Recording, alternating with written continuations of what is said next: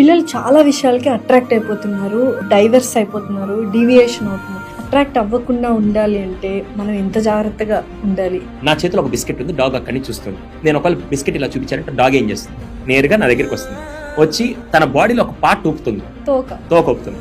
అంటే ఏంటి సార్, పెట్టండి సార్ అని చెప్పి తోక ఊపుతుంది. నేను ఆ బిస్కెట్ ఇచ్చాను అనుకో, ఇంకా నేను ఒక 2 అడుగులు వేసేదాకా కూడా నా వెనకాలే ఉంటుంది, ఎందుకంటే ఇంకో బిస్కెట్ ఇస్తానని చెప్పి వెయిట్ చేస్తూ.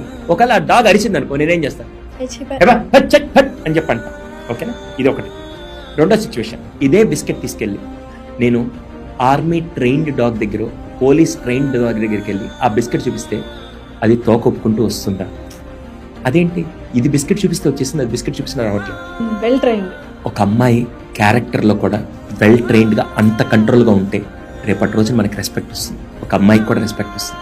ఒక 120 రూపాయలు సిల్క్ చాక్లెట్, 10 రూపాయలు ఫ్లవర్ పట్టుకొని ఎవడో రోడ్డుకి బేవర్స్గా ఒంటి మీద వాడేసుకుని డ్రస్సు వాడిది కాదు, అమ్మా నాన్న కొనిచ్చిన బండ్లో దాంట్లో వాళ్ళ రక్తం చిందించిన పెట్రోల్ కొట్టించుకొని వచ్చి స్టంట్లు వేస్తుంటే వాడికి మనం పడిపోతున్నామంటే నాకు తెలిసి రేపటి రోజున కొద్దిగా మనం ఏదైనా రియాక్ట్ అయినా కూడా వాడు ఆ డాగ్ని మనం విసిరేసినట్టే ఇక్కడ మనల్ని కూడా మన జీవితాలు రోడ్డు మీద విసిరేస్తారు. దయచేసి మనందరం ఎలా ఉండాలంటే, అది అమ్మాయి అయినా అబ్బాయి అయినా ట్రైన్ డాగ్ లాగా ఎమోషన్స్ నువ్వు కంట్రోల్ చేసుకోగలిగి ఎవడొచ్చినా నీ క్యారెక్టర్ కొనలేని స్థాయికి నువ్వు ఎదగాలని ప్రతి అమ్మాయిని అబ్బాయిని నేను కోరుకుంటున్నాను.